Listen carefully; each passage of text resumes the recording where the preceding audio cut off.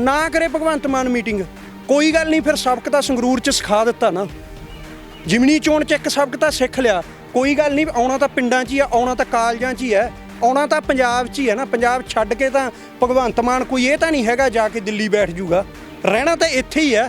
तो असीं इहदे खिलाफ एक वड्डा प्रोटेस्ट है जिहड़ा आउण वाले दिनां दे विच असीं दुबारे लिखांगे।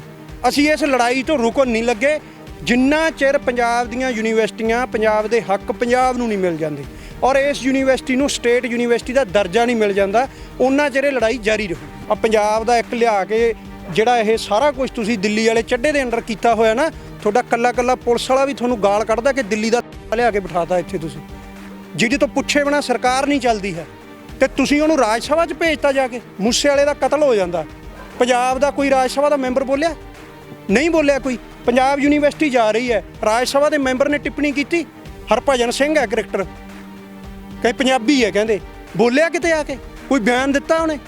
कोई बयान नहीं है। तो लवली वाला क्यों बोलूगा? लवली यूनीवर्सिटी का जिहड़ा तुसीं उहदा जिहड़ा मालक आ उहनूं भेजता राज सभा दे विच, वो तो चाहुंदा कि यूनीवर्सिटियां खत्म होण तां मेरा धंधा चले। कि पहली गलती यह है कि तुसीं राज सभा के वो मैंबर भेजे आ जिन्हां दा पंजाब नाल कोई सरोकार ही नहीं है। संगरूर इस करके ही हारे ने, राज सभा की सीटां करके हारे ने। संगरूर इसे करके हारे आ कि थोड़े तो MLA नूं बयान तक नहीं देना आउंदा। आ गगन अनमोल मान पंजाब की राजधानी करदी फिरदी है, हा ही इत्थे इत्थे हासे कढदी, इहनूं ये नहीं पता पंजाब दा हाल की होया पिया। MSP वाली बीबी कहंदे इहनूं किसान कि तुसीं उत्थे बारी च लटके सी ना जिहड़ा केजरीवाल की गड्डी च, तुहाडीआं वोटां तां उदां ही खुर गईआं सी। सवाल पंजाबियों की साइकी समझो कि पंजाब दिल्ली तो ऑपरेट नहीं हो सकता। दिल्ली तो तुसीं सानू चाहे कोई वेला सी सुखबीर बादल कहना हुंदा ही ना कि ट्रक भर लियावांगे नोटां दे, देख लिया की हाल है। दिल्ली तो चाहे तुसीं नोटां दे ट्रक भी ले आओ, पंजाबियों नूं दिल्ली वाले ट्रक नहीं इस तरह पाउंदेगे। केंद्र भी तो बार-बार कहंदा ना भी पैसे तो असीं दे रहे हां, पंजाब सरकार की दे दी उस विचों दी। केंद्र पंजाबियों तो टैक्स नहीं लैंदी, GST पंजाबियों तो केंद्र भी लैके जांदा है, ते केंद्र दा फिर ड्यूटी नहीं बनदी सानू ग्रांट देण दी। ये गलत दलील है कि केंद्र पैसे ना देवे, जे पैसे देने तो इस कॉस्ट ते देने कि सानू दे दिओ। तुसीं पहली गल केंद्र है की आ? यूनीयन ऑफ स्टेट्स है ये। जे यूनीयन ऑफ स्टेट्स का मतलब है जे स्टेटां रहणगीआं उन्हां दी होंद रहूगी तां यूनीयन बनूगी। जे कोई स्टेट की होंद नहीं रहूगी तो थोड़ी यूनीयन च क्यों रहूगा? टैक्स साडे तो लैंदे हो, जां तां फिर चलो ना देवे केंद्र, एक दीवानी नहीं चाहिदी सानू पंजाबियां नूं, पर फिर केंद्र जिहड़ा पंजाब च GST लैन ना आवे, फिर साडे तो टैक्स काहदा? जे टैक्स लैंदे हो तो सर्विस मंगना साडा हक आ। मीत हेर ने हुण एक बयान दिता, अज दिता कि जिहड़ी यूनीवर्सिटी नहीं दित्ती जाऊगी। मैं इन्हां नूं एक सवाल करना चाहुंदा कि तुसीं उह सिरे दे नलायक, मैनूं एक सवाल दा पंजाब सरकार जवाब देवे कि जिहड़ी पंजाब यूनीवर्सिटी चंडीगढ़ की सैनेट आ, इस सैनेट दे विच 2 विधायक पंजाब सरकार नामजद करदी है, नोमीनेट करदी है। द ट्रिब्यून दे विच खबर लगी है अमित शाह कोले जांदे आ दुबारे कि जल्दी करो, मामला विद्यार्थियों ने चक लिया, जिन्ना छेती हो सके इहनूं केंद्रीकरण का फैसला करिए। हुण कहणे चिट्ठी ते यकीन कर लगे, चिट्ठी ते तां असीं यकीन कर लगे, पर ਜਿਹੜੇ ਗਾਹਾਂ बैठे अमित शाह अरगे असीं अमित शाह ते यकीन नहीं करांगे। हुण गल करिए पटियाला यूनीवर्सिटी की 200 करोड़ रुपया जो अनाउंसमेंट हो गई है, जो बजट विच आ गया। पिछले टर्म की गल करिए कि पैसे घट मिले कि वध मिले? ये जिहड़े ये ना आम पंजाबी लोकां नूं लगदा कि 200 करोड़ तो बहुत वड्डी चीज़ है, पर पंजाबी यूनीवर्सिटी इदारा कोई पटियाले का कल्ले का नहीं है। ये अंडर 13 कंस्टीट्यूएंट कॉलेज है, ये अंडर नेबरहुड कैंपस ने, ये अंडर पंजाबी यूनीवर्सिटी है। 200 करोड़ रुपया कहता, लो पिछले सरकार नालों 7 करोड़ रुपया घट आ। अज भगवंत मान ने मीटिंग दी सी, मीटिंग हो क्यों नहीं पाई? ये तो यही गल हो गई भी जे आपदे आप नूं रजवाड़ा समझदा भी असीं कोई उत्थे फरियादी खड़े हैं भी जिहड़ी इहदी फरियाद लैके आए हुए हैं। ये असीं पंजाबी हैं, पंजाब दा हक लैण आए हैं। ये जिहड़ा डॉकूमेंट है 9 विद्यार्थी जथेबंदियां दे बाय नेम है, संगरूर दे डिप्टी कमिश्नर साहब दे साइन है, इहदे च प्रिंसीपल सैकटरी नूं ये फारवर्ड किया होया। ये संगरूर दे प्रशासन ने 9 जून नूं आप लिख के दिता।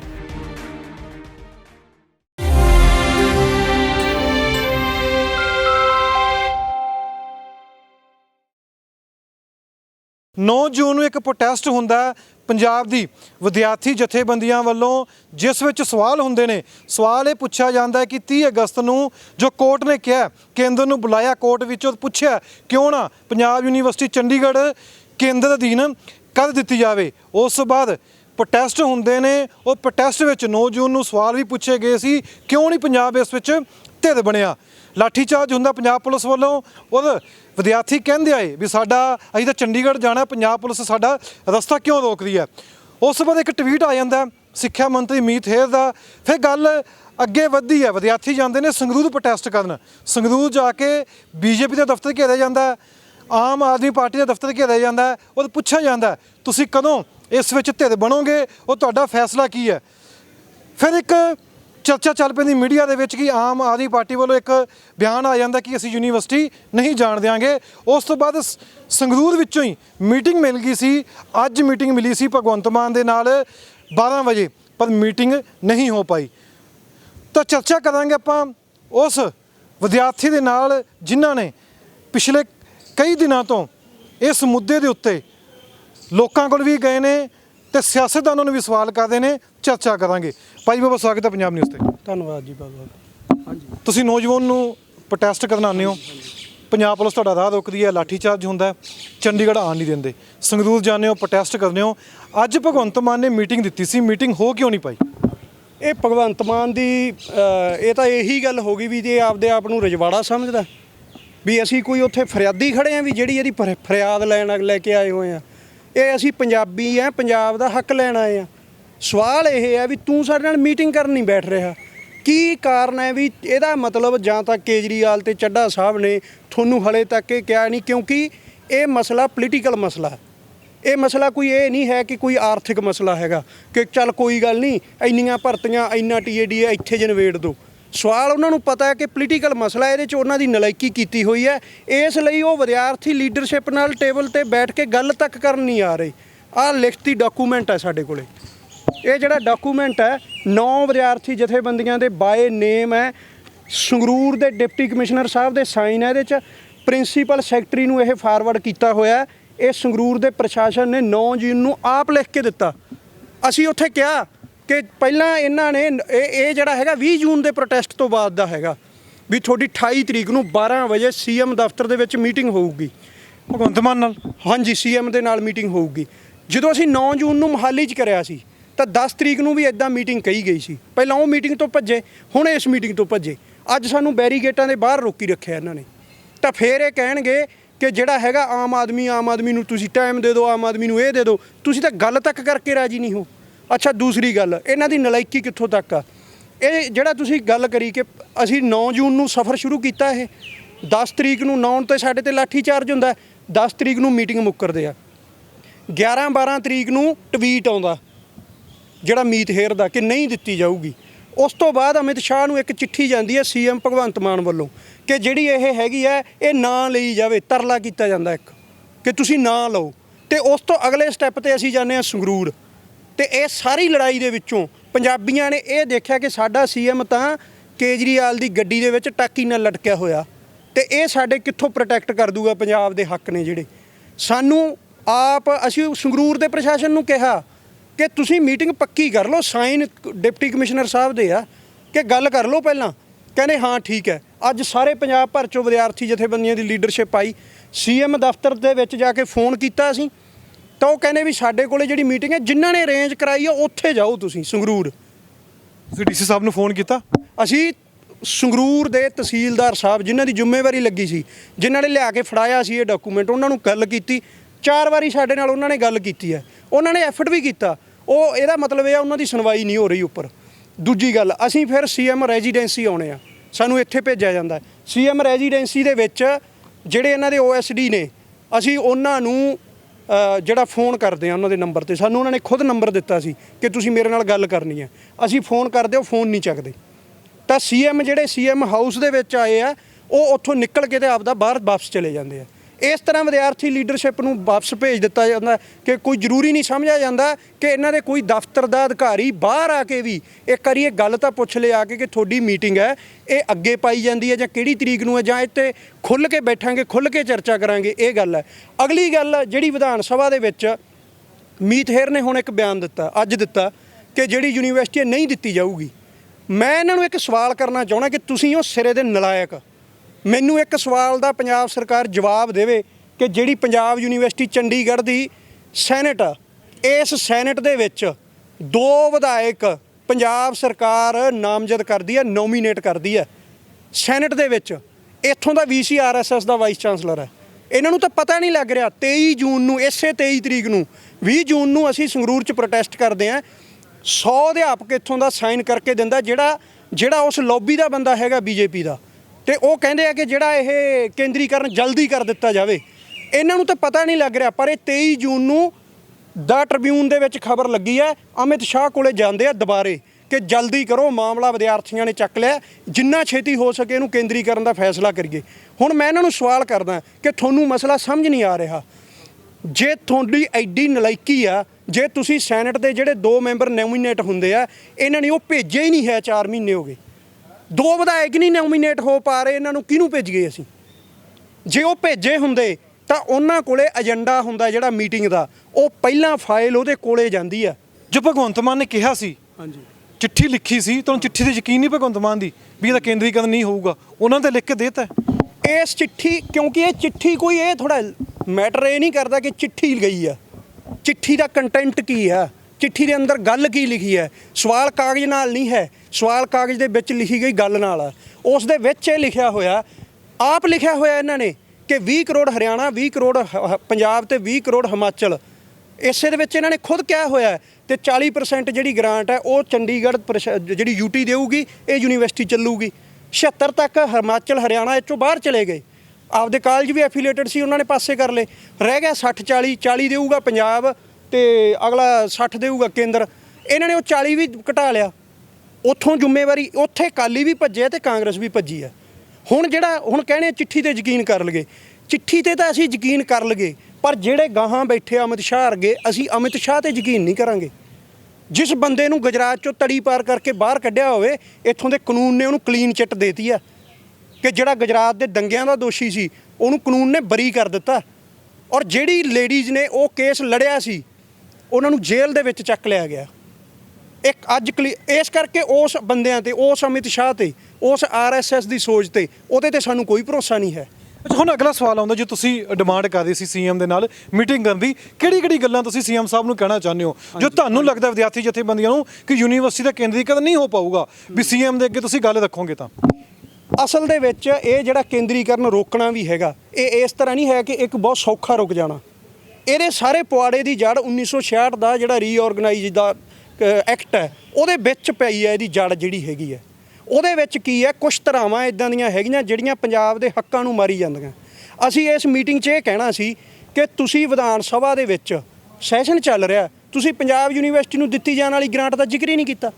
33 ਕਰੋੜ, ਹਾਂ, ਉਹ 33 ਦਾ ਜ਼ਿਕਰ ਹੀ ਨਹੀਂ ਹੈ। ਹਾਲਾਂਕਿ ਉਹਦੇ 'ਚ ਇਹ ਹੈ ਕਿ 6% ਵੱਧ ਕੇ ਦੇਣਾ, ਜਿਹੜਾ ਇਹ ਜਵਾਬ ਦੇ ਚੁੱਕੇ ਅਪ੍ਰੈਲ ਮਹੀਨੇ ਦੇ ਵਿੱਚ। ਉਹ ਇਹਨਾਂ ਨੇ ਉਹ 33 ਕਰੋੜ ਤੇ ਜ਼ਬਾਨ ਹੀ ਨਹੀਂ ਖੋਲੀ। ਹੁਣ ਜਿਹੜੀ ਅਸੀਂ ਇਹ ਗੱਲ ਕਰਨੀ ਸੀ ਕਿ ਤੁਸੀਂ ਇਸ ਦੇ ਉੱਪਰ ਇੱਕ ਪੂਰੀ ਪਾਲਿਸੀ ਲੈ ਕੇ ਆਓ। ਇਸ ਇਹ ਨਹੀਂ ਹੈ ਕਿ ਤੁਹਾਡੇ, ਅੱਛਾ ਮੈਂ ਸਵਾਲ ਕਰਦਾ, 7 ਮੈਂਬਰ ਭੇਜੇ ਆ ਨਾ ਰਾਜ ਸਭਾ ਦੇ ਵਿੱਚ, 7 ਪੰਜਾਬ 'ਚੋਂ ਭੇਜੇ ਆ। ਹਾਲਾਂਕਿ ਅਸੀਂ ਮੰਨਦੇ ਹਾਂ ਕਿ ਉਹ ਪੰਜਾਬੀ ਰਿਪਰੈਜ਼ੈਂਟੇਸ਼ਨ ਨਹੀਂ ਭੇਜੀ ਇਹਨਾਂ ਨੇ, ਪਰ ਪੰਜਾਬੀ ਬਣਾ ਕੇ ਭੇਜੇ ਆ। ਰਾਘਵ ਚੱਡਾ ਵੀ ਭੇਜਿਆ ਹੀ ਹੈ ਨਾ। ਤੁਸੀਂ ਰਾਜ ਸਭਾ ਦੇ ਵਿੱਚ ਜਾ ਕੇ ਇਹ ਡਿਮਾਂਡ ਉਠਾਓ ਕਿ 1966 ਦਾ ਜਿਹੜਾ ਐਕਟ ਹੈ ਉਹਨੂੰ ਅਮੈਂਡ ਕੀਤਾ ਜਾਵੇ। ਉਹਦੇ ਵਿੱਚੋਂ ਇਸ ਚੀਜ਼ ਦਾ ਕਲੌਜ਼ ਖਤਮ ਕਰਕੇ ਯੂਨੀਵਰਸਿਟੀ ਪੰਜਾਬ ਸਟੇਟ ਨੂੰ ਦਿੱਤੀ ਜਾਵੇ ਪੂਰੀ ਤਰ੍ਹਾਂ। ਇਹ ਗੱਲ ਆ। ਦੂਜੀ ਅਸੀਂ ਇਹ ਕਹਿਣੇ ਆ ਕਿ ਜਿਹੜੇ ਪੇ ਕਮਿਸ਼ਨਾਂ ਦੀ ਲੜਾਈ ਹੈ, ਜਿੱਥੋਂ ਇਹ ਲੜਾਈ ਪੈਦਾ ਹੋਈ ਖੜੀ ਹੈ, ਰੌਲਾ ਪੈਦਾ ਹੈ, ਜਿਹੜੇ 'ਚ ਇਹ ਅਧਿਆਪਕ ਤੇ ਵਿਦਿਆਰਥੀਆਂ ਦਾ ਟਕਰਾਅ ਕਰਾ ਰਹੇ ਆ, ਅਸੀਂ ਇਹ ਗੱਲ ਅੱਜ ਮੀਟਿੰਗ 'ਚ ਕਹਿਣੀ ਸੀ ਕਿ ਪੰਜਾਬ ਦੇ ਅਧਿਆਪਕਾਂ ਨੂੰ, ਪੰਜਾਬ ਯੂਨੀਵਰਸਿਟੀ ਚੰਡੀਗੜ੍ਹ ਦੇ ਅਧਿਆਪਕਾਂ ਨੂੰ ਇਹਨਾਂ ਦਾ ਪੇ ਕਮਿਸ਼ਨ ਜਾਰੀ ਕੀਤਾ ਜਾਵੇ। ਜੋ ਕਾਨੂੰਨੀ ਬਣਦਾ ਹੈ, ਉਹ ਕਾਨੂੰਨੀ ਚੀਜ਼ ਕਿਉਂ ਰੋਕੀ ਹੋਈ ਹੈ ਤੁਸੀਂ? ਅਗਲੀ ਗੱਲ ਇਹ ਅਸੀਂ ਕਹਿਣ ਲੱਗੇ ਸੀ, ਅਸਲ ਦੇ ਵਿੱਚ ਇਹ ਪੇ ਕਮਿਸ਼ਨ UGC ਤੈਅ ਕਰਦੀ ਆ, ਤੇ ਇਹਨਾਂ ਨੇ ਹੁਣ 2015 ਦੇ ਵਿੱਚ ਇੱਕ ਮਤਾ ਲਿਆਂਦਾ ਵਿਧਾਨ ਸਭਾ ਦੇ ਵਿੱਚ ਪਿਛਲੀ ਸਰਕਾਰ ਨੇ। ਉਹਦੇ 'ਚ ਇਹਨਾਂ ਨੇ ਕੀ ਕੀਤਾ, UGC ਦੇ ਪੇ ਕਮਿਸ਼ਨ ਡੀਲਿੰਕ ਕਰਤੇ। ਡੀਲਿੰਕ ਦਾ ਭਾਵ ਇਹ ਹੈ ਕਿ ਜਿਹੜੇ ਉਹ ਪੇ ਕਮਿਸ਼ਨ ਨੇ ਉਹ UGC ਵਾਲੇ ਨਹੀਂ ਚੱਲਣਗੇ, ਇੱਥੋਂ ਵਾਲੇ ਚੱਲਣਗੇ। ਇਹਦੇ ਨਾਲ ਬਹੁਤ ਵੱਡਾ ਨੁਕਸਾਨ ਹੈ, ਜਿਹੜਾ ਆਉਣ ਵਾਲੇ ਜਿਹੜੇ ਇੰਪਲੋਇਮੈਂਟ ਦੇ ਜਿਹੜੇ ਯੰਗ ਸਕਾਲਰ ਹੈ, ਆਉਣ ਵਾਲੇ ਅਧਿਆਪਕ, ਉਹਨਾਂ ਦਾ ਨੁਕਸਾਨ ਹੈ। ਆਹ 3 ਗੱਲਾਂ ਦੇ ਲਈ ਅਸੀਂ ਅੱਜ ਇਹ ਮੀਟਿੰਗ ਦੇ ਵਿੱਚ ਚਰਚਾ ਕਰਨਾ ਸੀ। ਅਸੀਂ ਤਾਂ ਇੱਕ ਗੱਲ ਸੋਚ ਗਏ ਨਾ, ਅਸੀਂ ਤਾਂ ਭਗਵੰਤ ਮਾਨ ਨੂੰ, CM ਨੂੰ ਅਧਿਕਾਰ ਦਿਵਾਉਣ ਦੀ ਲੜਾਈ ਲੜ ਰਹੇ ਹਾਂ। ਜੇ ਇਹ ਯੂਨੀਵਰਸਿਟੀ ਪੰਜਾਬ ਨੂੰ ਮਿਲਦੀ ਹੈ ਤਾਂ ਇਹਦਾ ਵਾਈਸ ਚਾਂਸਲਰ ਪੰਜਾਬ ਸਰਕਾਰ ਨੇ ਅਪੁਆਇੰਟ ਕਰਨਾ। ਕਿਸੇ ਹੋਰ ਨੇ ਕੀਤਾ ਪਹਿਲਾਂ ਇੱਦਾਂ ਮੁੱਖ ਮੰਤਰੀ ਅਪੁਆਇੰਟ, ਕਿਸੇ ਹੋਰ ਸੂਬੇ ਨੇ? ਇਹ ਬਿਲਕੁਲ ਕੀਤਾ ਜਾ ਚੁੱਕਿਆ। ਇਹਨਾਂ ਨੂੰ ਤਾਂ ਸਮਝ ਨਹੀਂ ਆ ਰਹੀ ਕਿ ਇੰਡੀਆ 'ਚ ਚੱਲੀ ਕੀ ਜਾਂਦਾ। ਜਦੋਂ ਦੀ RSS ਦੀ ਸੋਚ ਦੀ ਪਾਰਟੀ 2014 'ਚ ਆਈ ਸੱਤਾ 'ਚ, ਪੰਜਾਬੀ ਨਹੀਂ ਬੋਲ ਰਹੇ ਸੀ, ਅਸੀਂ ਚੁੱਪ ਸੀ। ਜਦੋਂ ਉਹਨੇ ਇਹ ਕਹਿਤਾ ਕਿ ਸਾਡਾ ਤਾਂ ਰਾਜ ਹੀ 800 ਸਾਲ ਬਾਅਦ ਆਇਆ, ਕਿ ਸਾਡਾ 800 ਸਾਲ ਤੋਂ ਬਾਅਦ ਦਾ ਭਾਵ ਕੀ ਹੈ ਕਿ ਸਾਡਾ ਜਿਹੜਾ ਮੁਗਲ ਕਾਲ ਹੈ ਪੂਰਾ ਹਿਸਟਰੀ ਦਾ, ਉਹਨੂੰ ਅਸੀਂ ਬਗਾਨਾ ਸਮਝਦੇ ਹਾਂ, ਤੇ ਜਿਹੜਾ ਸਾਡਾ ਹਿੰਦੂ ਰਾਸ਼ਟਰ ਪੁਰਾਣੇ ਰਾਜਿਆਂ ਵਾਲਾ ਰਾਜ ਉਹ ਸਾਡਾ ਅੱਜ ਆਇਆ। ਫਿਰ ਉਹਨਾਂ ਨੇ ਇਹ ਕਿਹਾ ਕਿ ਇੰਡੀਅਨ ਹਿਸਟਰੀ ਜਿਹੜੀ ਹੈਗੀ ਹੈ ਇਹ ਗਲਤ ਲਿਖੀ ਗਈ ਆ, ਇਹਨੂੰ ਜਿਹੜਾ ਹੈਗਾ ਅਸੀਂ ਇੰਡੀਅਨ ਪੁਆਇੰਟ ਆਫ ਵਿਊ ਜਾਣੀ ਕਿ ਮਨੂ ਸਮ੍ਰਿਤੀ ਦੇ ਪੁਆਇੰਟ ਆਫ ਵਿਊ ਤੋਂ ਲਿਖਣਾ। ਫਿਰ ਇਹਨਾਂ ਨੇ ਇਹ ਕਿਹਾ ਕਿ ਸ਼ਹੀਦ ਭਗਤ ਸਿੰਘ ਦੀਆਂ ਜਿਹੜੀਆਂ ਜਿਹੜੇ ਸਿਲੇਬਸ ਦੇ ਵਿੱਚ 9ਵੀਂ 10ਵੀਂ ਕਲਾਸ 11ਵੀਂ 12ਵੀਂ ਦੇ ਕਲਾਸ 'ਚ ਉਹ ਕੱਢਤੀਆਂ ਉਹਨਾਂ ਨੇ ਫੈਜ਼ ਦੀ ਕਵਿਤਾ ਬਾਹਰ ਕੱਢਤੀ, ਉਹਨਾਂ ਨੇ ਤਾਂ ਬਹੁਤ ਕੁਝ ਬਾਹਰ ਕੱਢਤਾ ਇੱਦਾਂ ਦਾ। ਵੀਰ ਸਾਵਰਕਰ ਨੂੰ ਤਾਂ ਸਿਲੇਬਸ 'ਚ ਲੈ ਕੇ ਆ ਰਹੇ ਆ। ਇੱਥੋਂ ਪੰਗਾ ਪਿਆ ਕਿ ਤੁਸੀਂ ਜੇ ਇੱਦਾਂ ਸਾਡੀਆਂ ਯੂਨੀਵਰਸਿਟੀਆਂ 'ਚ ਆਪ ਬੈਠੋਗੇ ਆ ਕੇ ਤਾਂ ਉਹ ਖੇਤਰੀ ਜਿਹੜੀ ਕਲਾ ਹੈ, ਖੇਤਰੀ ਸੱਭਿਆਚਾਰ ਹੈ, ਉਹਦੇ 'ਚ ਚਾਹੇ ਬੰਗਾਲੀ ਹੈ, ਚਾਹੇ ਉਹਦੇ 'ਚ ਤਮਿਲ ਨੇ, ਚਾਹੇ ਪੰਜਾਬੀ ਨੇ, ਤਾਂ ਉਹ ਆਪਣੇ ਉਸ ਜਿਹੜੀ ਉਹਨਾਂ ਦੀ ਹੋਂਦ ਇਹੀ ਹੁੰਦੀ ਹੈ, ਉਹਨੂੰ ਖਤਰਾ। ਇਹਦੇ 'ਚੋਂ 2 ਸੂਬਿਆਂ ਨੇ ਜਿਹੜਾ ਬਹੁਤ ਤਕੜਾ ਕੰਮ ਕਰ ਦਿੱਤਾ। ਬੰਗਾਲ ਦੇ ਵਿੱਚ ਮਮਤਾ ਸਰਕਾਰ ਨੇ ਯੂਨੀਵਰਸਿਟੀਆਂ ਦੇ ਪ੍ਰਤੀ ਇੱਕ ਜਿਹੜਾ ਰੈਜ਼ੋਲੂਸ਼ਨ ਲੈ ਕੇ ਆਂਦਾ, ਉਹਦੇ ਵਿੱਚ ਇਹ ਹੈ ਕਿ ਜਿੰਨੀਆਂ ਸਟੇਟ ਯੂਨੀਵਰਸਿਟੀਆਂ ਨੇ ਇਹਦੇ 'ਚ ਇੱਕ ਚਾਂਸਲਰ ਹੁੰਦਾ, ਇੱਕ ਵਾਈਸ ਚਾਂਸਲਰ ਹੁੰਦਾ। ਚਾਂਸਲਰ ਦੀ ਅਪੁਆਇੰਟਮੈਂਟ ਗਵਰਨਰ ਹੁੰਦੇ ਆ ਚਾਂਸਲਰ, ਤੇ ਵਾਈਸ ਚਾਂਸਲਰ ਦੀ ਅਪੁਆਇੰਟਮੈਂਟ ਸਟੇਟ ਯੂਨੀਵਰਸਿਟੀ 'ਚ ਰਾਜ ਦੀ ਸਰਕਾਰ ਨੇ ਕਰਨੀ ਹੈ। ਮਮਤਾ ਨੇ ਇਹ ਰੈਜ਼ੋਲੂਸ਼ਨ ਪਾਸ ਕਰਤਾ ਕਿ ਜਿਹੜਾ ਚਾਂਸਲਰ ਹੋਊਗਾ ਮੁੱਖ ਮੰਤਰੀ ਹੋਊਗਾ, ਵੀ ਕੇਂਦਰ ਦੀ ਦਖਲਅੰਦਾਜ਼ੀ ਨਹੀਂ ਰਹੂਗੀ। ਇਹੀ DMK ਦੀ ਸਰਕਾਰ ਹੈ ਤਮਿਲਨਾਡੂ ਦੇ ਵਿੱਚ।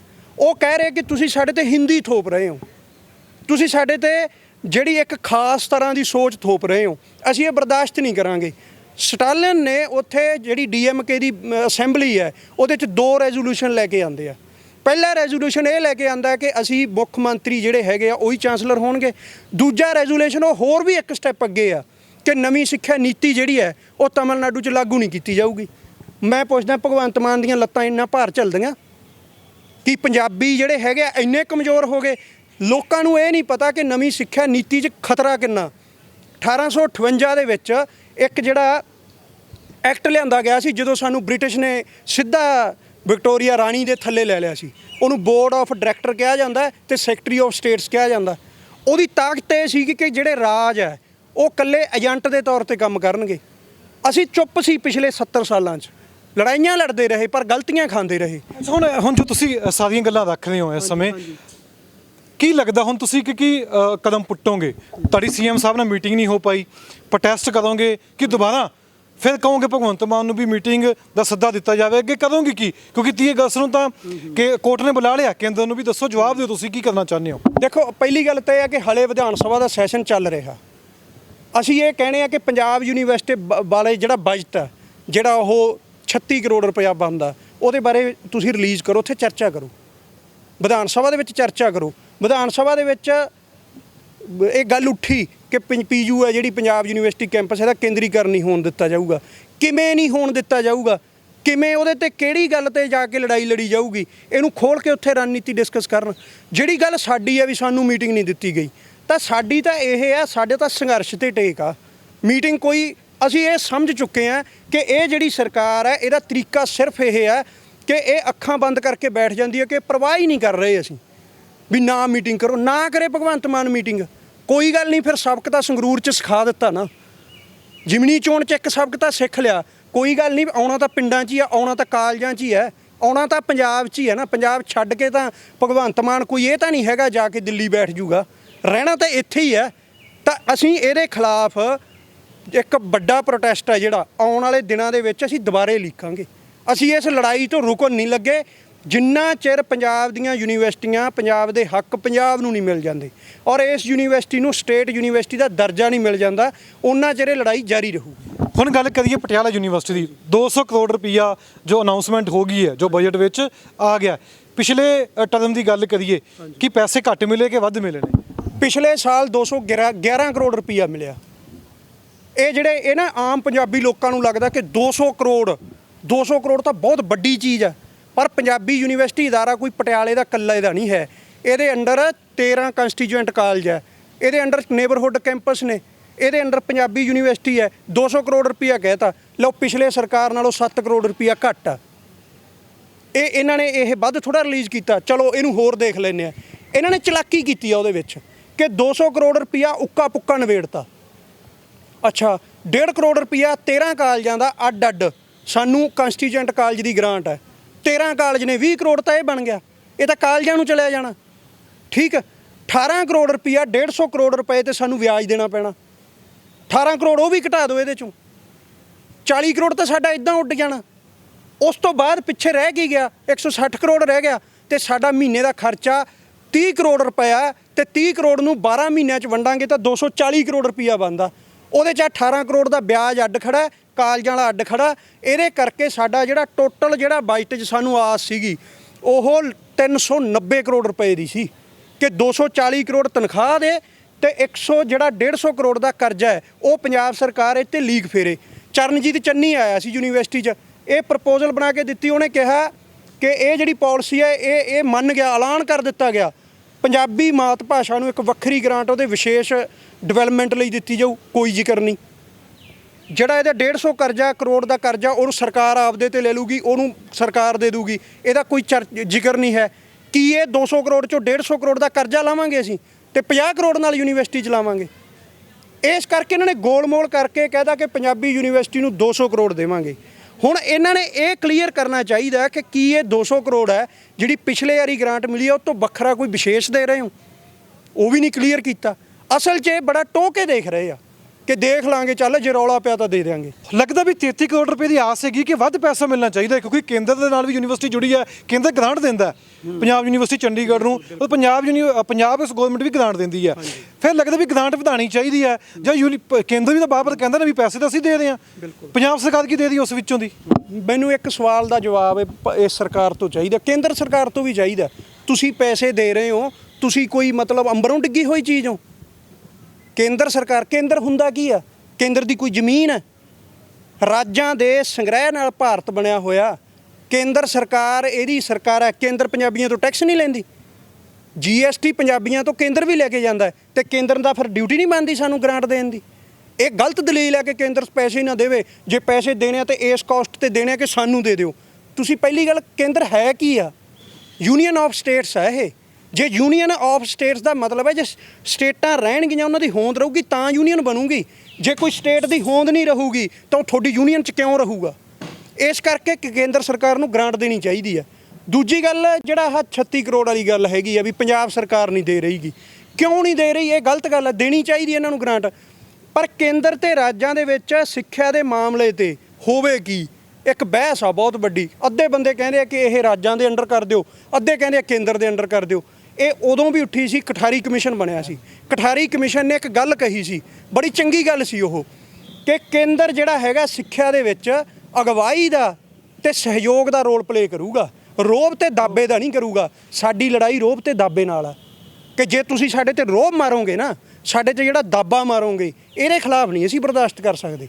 ਤੁਸੀਂ ਟੈਕਸ ਸਾਡੇ ਤੋਂ ਲੈਂਦੇ ਹੋ, ਜਾਂ ਤਾਂ ਫਿਰ ਚਲੋ ਨਾ ਦੇਵੇ ਕੇਂਦਰ, ਇੱਕ ਦੀਵਾਨੀ ਨਹੀਂ ਚਾਹੀਦੀ ਸਾਨੂੰ ਪੰਜਾਬੀਆਂ ਨੂੰ, ਪਰ ਫਿਰ ਕੇਂਦਰ ਜਿਹੜਾ ਪੰਜਾਬ 'ਚ GST ਲੈਣ ਨਾ ਆਵੇ, ਫਿਰ ਸਾਡੇ ਤੋਂ ਟੈਕਸ ਕਾਹਦਾ? ਜੇ ਟੈਕਸ ਲੈਂਦੇ ਹੋ ਤਾਂ ਸਰਵਿਸ ਮੰਗਣਾ ਸਾਡਾ ਹੱਕ ਆ। ਇਸ ਲਈ ਕਹਿੰਦੇ ਆ ਕਿ ਇਹ ਯੂਨੀਵਰਸਿਟੀ ਇਤਿਹਾਸਕ ਇੱਕ ਦੌਰ 'ਚੋਂ ਨਿਕਲੀ ਹੈ, ਇਹਦਾ ਯੂਨੀਕ ਸਟੇਟਸ ਹੈ। ਇਸ ਯੂਨੀਵਰਸਿਟੀ ਨੇ ਵੰਡ ਦਾ ਉਜਾੜਾ ਸਿਹਾ ਹੋਇਆ। ਤੁਸੀਂ ਕਹਿੰਦੇ ਹੋ ਕਿ ਪੰਜਾਬ ਦਾ ਦਿਲ ਜ਼ਖਮੀ ਹੈ, ਅਸੀਂ ਦਿਲ ਤੇ ਜ਼ਖਮ ਤੇ ਮਰਹਮ ਲਾਉਣੀ ਹੈ, ਤਾਂ ਫਿਰ ਤੁਸੀਂ ਇਹਨੂੰ ਤਾਂ ਤੁਸੀਂ ਵੱਧ ਤਵੱਜੋ ਦੇ ਨਾਲ, ਇਹ ਜਿਹੜੀ ਯੂਨੀਵਰਸਿਟੀ ਹੈ ਪੂਰੇ ਏਸ਼ੀਆ ਦੇ ਵਿੱਚ ਐਮੀਨੈਂਟ ਜਿਹੜੀ ਆਪਣੀ ਜਗ੍ਹਾ ਰੱਖਦੀ ਹੈ, ਤੇ ਇਹਨੂੰ ਤੁਸੀਂ ਵਿਸ਼ੇਸ਼ ਤੌਰ ਤੇ ਗ੍ਰਾਂਟ ਦਿਓ ਇਸ ਦੇ ਉੱਪਰ। ਅੱਛਾ, ਮੇਰਾ ਇੱਕ ਆਖਰੀ ਸਵਾਲ ਹੈ ਕਿ ਭਗਵੰਤ ਮਾਨ ਨੂੰ ਕੀ ਕਹਿਣਾ ਚਾਹੁੰਦੇ ਹੋ? ਮੀਟਿੰਗ ਦੀ ਆਸ ਕਰਨੇ ਹੋ ਜਾਂ ਮੀਟਿੰਗ ਮੰਗੋਗੇ, ਕੀ ਕਰੋਗੇ ਅੱਗੇ? ਭਗਵੰਤ ਮਾਨ ਦਾ ਤਾਂ ਸਵਾਲ ਇਹ ਆਇਆ ਪਿਆ ਕਿ ਇਹ ਬੰਦਾ ਨਹੀਂ ਬਣ ਰਿਹਾ, ਇਹਦੀਆਂ ਲੱਤਾਂ ਭਾਰ ਨਹੀਂ ਚੱਲ ਰਹੀਆਂ। ਚੱਡਾ ਸਾਹਿਬ ਤੇ ਕੇਜਰੀਵਾਲ ਆ ਜਿਹੜੇ, ਚੱਡੇ ਨੂੰ ਤਾਂ ਸਾਹਿਬ ਕਹਿਣਾ ਵੀ ਅੱਡ ਗੱਲ ਹੈ।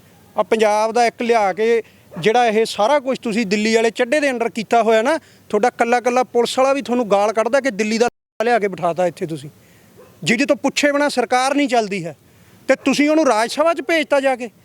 ਮੈਂ ਕਹਿਣਾ ਹੈ ਜਿਹੜੀ ਕੇਂਦਰ ਨਾਲ ਲੜਾਈ ਹੈ, ਰਾਜ ਸਭਾ 'ਚ 7 ਬੰਦੇ ਭੇਜੇ ਆ, ਮੂਸੇ ਵਾਲੇ ਦਾ ਕਤਲ ਹੋ ਜਾਂਦਾ। ਪੰਜਾਬ ਦਾ ਕੋਈ ਰਾਜ ਸਭਾ ਦਾ ਮੈਂਬਰ ਬੋਲਿਆ? ਨਹੀਂ ਬੋਲਿਆ ਕੋਈ। ਪੰਜਾਬ ਯੂਨੀਵਰਸਿਟੀ ਜਾ ਰਹੀ ਹੈ, ਰਾਜ ਸਭਾ ਦੇ ਮੈਂਬਰ ਨੇ ਟਿੱਪਣੀ ਕੀਤੀ, ਹਰਭਜਨ ਸਿੰਘ ਹੈ ਕ੍ਰਿਕਟਰ, ਕਹੇ ਪੰਜਾਬੀ ਹੈ, ਕਹਿੰਦੇ ਬੋਲਿਆ ਕਿਤੇ ਆ ਕੇ? ਕੋਈ ਬਿਆਨ ਦਿੱਤਾ ਉਹਨੇ? ਕੋਈ ਬਿਆਨ ਨਹੀਂ ਹੈ। ਤੇ ਲਵਲੀ ਵਾਲਾ ਕਿਉਂ ਬੋਲੂਗਾ? ਲਵਲੀ ਯੂਨੀਵਰਸਿਟੀ ਦਾ ਜਿਹੜਾ ਤੁਸੀਂ ਉਹਦਾ ਜਿਹੜਾ ਮਾਲਕ ਆ, ਉਹਨੂੰ ਭੇਜਤਾ ਰਾਜ ਸਭਾ ਦੇ ਵਿੱਚ। ਉਹ ਤਾਂ ਚਾਹੁੰਦਾ ਕਿ ਇਹ ਯੂਨੀਵਰਸਿਟੀਆਂ ਖਤਮ ਹੋਣ ਤਾਂ ਮੇਰਾ ਧੰਦਾ ਚੱਲੇ। ਇਸ ਕਰਕੇ ਇਹਦੇ ਚੋਂ ਭਗਵੰਤ ਮਾਨ ਨੂੰ ਸੁਨੇਹਾ ਇਹ ਹੈ ਕਿ ਪਹਿਲੀ ਗਲਤੀ ਇਹ ਹੈ ਕਿ ਤੁਸੀਂ ਰਾਜ ਸਭਾ ਦੇ ਉਹ ਮੈਂਬਰ ਭੇਜਿਆ ਜਿਨ੍ਹਾਂ ਦਾ ਪੰਜਾਬ ਨਾਲ ਕੋਈ ਸਰੋਕਾਰ ਹੀ ਨਹੀਂ ਹੈ। ਸੰਗਰੂਰ ਇਸ ਕਰਕੇ ਹੀ ਹਾਰੇ ਨੇ, ਰਾਜ ਸਭਾ ਦੀ ਸੀਟਾਂ ਕਰਕੇ ਹਾਰੇ ਨੇ। ਸੰਗਰੂਰ ਇਸੇ ਕਰਕੇ ਹਾਰੇ ਆ। ਪਹਿਲੀ ਗਲਤੀ ਤੁਸੀਂ ਇਹ ਕੀਤੀ। ਦੂਜੀ ਗਲਤੀ ਇਹ ਕਰਦੇ ਹੋ ਕਿ ਤੁਹਾਡੇ 'ਚ ਫੈਸਲੇ ਕਰਨ ਤੇ ਫੈਸਲਿਆਂ ਤੇ ਦੂਰਦ੍ਰਿਸ਼ਟੀ ਨਹੀਂ ਹੈ ਕਿ ਤੁਹਾਡੇ ਤਾਂ ਐਮਐਲਏ ਨੂੰ ਬਿਆਨ ਤੱਕ ਨਹੀਂ ਦੇਣਾ ਆਉਂਦਾ। ਆ ਗਗਨ ਅਨਮੋਲ ਮਾਨ ਪੰਜਾਬ ਦੀ ਰਾਜਧਾਨੀ ਕਰਦੀ ਫਿਰਦੀ ਹੈ, ਹਾ ਹੀ ਇੱਥੇ ਹਾਸੇ ਕੱਢਦੀ। ਇਹਨੂੰ ਇਹ ਨਹੀਂ ਪਤਾ ਪੰਜਾਬ ਦਾ ਹਾਲ ਕੀ ਹੋਇਆ ਪਿਆ। ਐਮਐਸਪੀ ਵਾਲੀ ਬੀਬੀ ਕਹਿੰਦੇ ਇਹਨੂੰ ਕਿਸਾਨ ਦੇਵੇ। ਉਹੀ ਗੱਲ ਹੈ ਕਿ ਤੁਸੀਂ ਭਗਵੰਤ ਮਾਨ ਨੇ ਸਾਡਾ ਉਹਦੇ ਨਾਲ ਮੇਨ ਇਹ ਆ ਕਿ ਤੁਸੀਂ ਉੱਥੇ ਬਾਰੀ 'ਚ ਲਟਕੇ ਸੀ ਨਾ, ਜਿਹੜਾ ਕੇਜਰੀਵਾਲ ਦੀ ਗੱਡੀ 'ਚ, ਤੁਹਾਡੀਆਂ ਵੋਟਾਂ ਤਾਂ ਉਦਾਂ ਹੀ ਖੁਰ ਗਈਆਂ ਸੀ। ਸਵਾਲ ਪੰਜਾਬੀਆਂ ਦੀ ਸਾਈਕੀ ਸਮਝੋ ਕਿ ਪੰਜਾਬ ਦਿੱਲੀ ਤੋਂ ਆਪਰੇਟ ਨਹੀਂ ਹੋ ਸਕਦਾ। ਦਿੱਲੀ ਤੋਂ ਤੁਸੀਂ ਸਾਨੂੰ ਚਾਹੇ ਕੋਈ ਵੇਲਾ ਸੀ ਸੁਖਬੀਰ ਬਾਦਲ ਕਹਿੰਦਾ ਹੁੰਦਾ ਸੀ ਨਾ ਕਿ ਟਰੱਕ ਭਰ ਲਿਆਵਾਂਗੇ ਨੋਟਾਂ ਦੇ, ਦੇਖ ਲਿਆ ਕੀ ਹਾਲ ਆ। ਦਿੱਲੀ ਤੋਂ ਚਾਹੇ ਤੁਸੀਂ ਨੋਟਾਂ ਦੇ ਟਰੱਕ ਵੀ ਲੈ ਆਓ, ਪੰਜਾਬੀਆਂ ਨੂੰ ਦਿੱਲੀ ਵਾਲੇ ਟਰੱਕ ਨਹੀਂ ਇਸ ਤਰ੍ਹਾਂ ਪਾਉਂਦੇਗੇ। ਤੁਸੀਂ ਭਗਵੰਤ ਮਾਨ ਦਾ ਇਹ ਸਟੈਂਡ ਹੋਣਾ ਚਾਹੀਦਾ ਕਿ ਜਿਹੜੇ ਪੰਜਾਬ ਦੇ ਹੱਕ ਨੇ, ਇਹ ਜਿਹੜੀ ਬਹਿਸ ਉੱਠਣੀ ਹੈ ਨਾ ਪਾਣੀ ਵਾਲੇ ਮਾਮਲਿਆਂ ਦੇ ਵਿੱਚ ਵੀ, ਇਹ ਵੀ ਦੇਖਿਓ ਤੁਸੀਂ ਉਸੇ 1966 ਵਾਲੇ 'ਚ ਬੜੂਗੀ ਜਾ ਕੇ।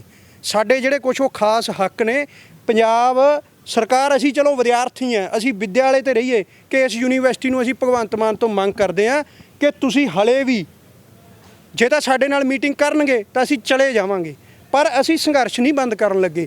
ਭਗਵੰਤ ਮਾਨ ਸਰਕਾਰ ਇਸ ਯੂਨੀਵਰਸਿਟੀ ਨੂੰ ਪੱਕੇ ਤੌਰ ਤੇ ਕੇਂਦਰ ਸਰਕਾਰ ਤੋਂ ਪੂਰੀ ਤਰ੍ਹਾਂ ਬਾਹਰ ਕਰਕੇ ਸਟੇਟ ਯੂਨੀਵਰਸਿਟੀ ਬਣਾਵੇ, ਇਹ ਸਾਡੀ ਮੰਗ ਆ। ਤੁਸੀਂ ਸਾਰੀ ਗੱਲਬਾਤ ਸੁਣੀ ਹੈ। ਇਹ ਚਿੱਠੀ ਹੈ ਜੋ ਭਗਵੰਤ ਮਾਨ ਦੇ ਨਾਲ ਮੀਟਿੰਗ ਵਾਸਤੇ ਦਿੱਤੀ ਗਈ ਸੀ। ਮੈਂ ਕੈਮਰਾਮੈਨ ਨੂੰ ਕਹਾਂਗਾ ਵੀ ਚਿੱਠੀ ਦਿਖਾ ਦੇਣ। ਡਿਪਟੀ ਕਮਿਸ਼ਨਰ ਸੰਗਰੂਰ ਵੱਲੋਂ ਇਹ ਚਿੱਠੀ ਦਿੱਤੀ ਗਈ ਸੀ ਕਿ ਅੱਜ ਭਗਵੰਤ ਮਾਨ ਦੇ ਨਾਲ ਮੀਟਿੰਗ ਹੋਏਗੀ ਜੋ ਵਿਦਿਆਰਥੀ ਜਥੇਬੰਦੀਆਂ ਨੇ ਪੰਜਾਬ ਯੂਨੀਵਰਸਿਟੀ ਨੂੰ ਲੈ ਕੇ, ਪਰ ਮੀਟਿੰਗ ਨਹੀਂ ਹੋਈ। ਭਗਵੰਤ ਮਾਨ ਨੇ ਮੀਟਿੰਗ ਨਹੀਂ ਦਿੱਤੀ ਤਾਂ ਹੁਣ ਵਿਦਿਆਰਥੀ ਫਿਰ ਦੁਬਾਰਾ ਕਹਿ ਨੇ ਜੇ ਮੀਟਿੰਗ ਨਹੀਂ ਦੇਣੀ ਸੀ ਤਾਂ ਪੰਜਾਬ ਦੀਆਂ ਅਲੱਗ-ਅਲੱਗ ਵਿਦਿਆਰਥੀ ਜਥੇਬੰਦੀਆਂ ਨੂੰ ਬੁਲਾਇਆ ਕਿਉਂ ਸੀ। OSD ਨਾਲ ਗੱਲ ਕੀਤੀ ਸੀ, ਫੋਨ ਨਹੀਂ ਚੱਕਿਆ। OSD ਨੇ ਨੰਬਰ ਵੀ ਦਿੱਤਾ ਸੀ ਇਹਨਾਂ ਨੂੰ।